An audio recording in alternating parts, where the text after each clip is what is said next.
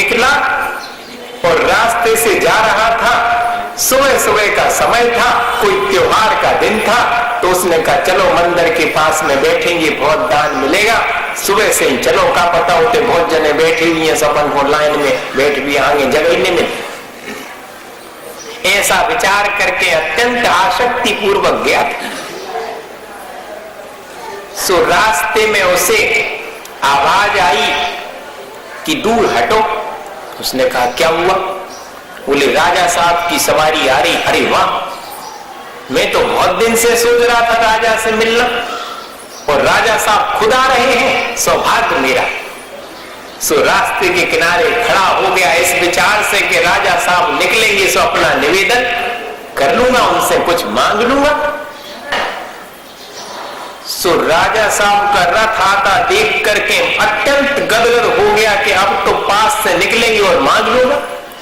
सो पास से क्या निकलेंगे, उसे देखते ही राजा साहब का रथ रुक गया और गदगद हो गया। अरे वाह, मुंह मांगा, आज तो छप्पड़ फाड़ के दिया भगवान ने।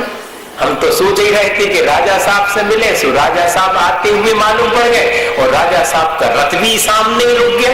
अब तो मौका पूरा है। सो इससे पहले कि वो रथ में बैठे राजा साहब से दान की याचना करे, राजा साहब ने झोली फैला दी और उसी से याचना करने लगे दान की, और कहा कि हे भिखारी, समझता हूं मैं कि तुम्हारे पास देने को बहुत अल्प है, लेकिन मना मत करना।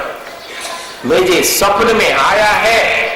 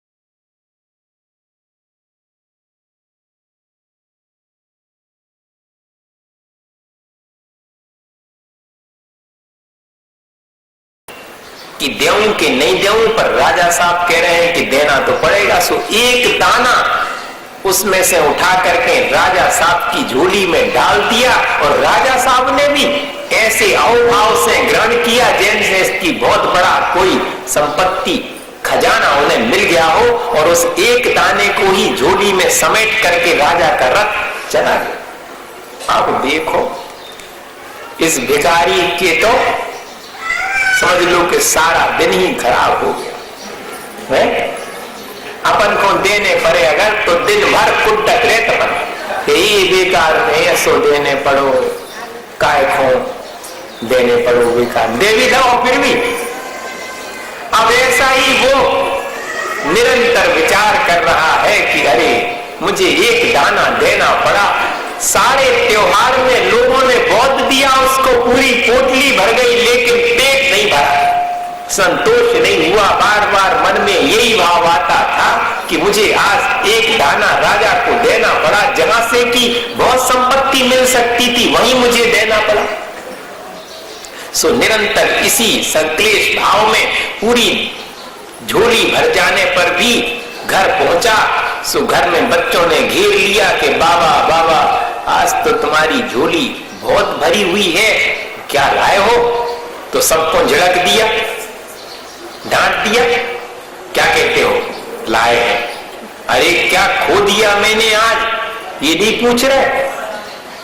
जिससे मुझे बहुत कुछ प्राप्त होने वाला था उसी को मुझे एक दाना अपना देना पड़ा।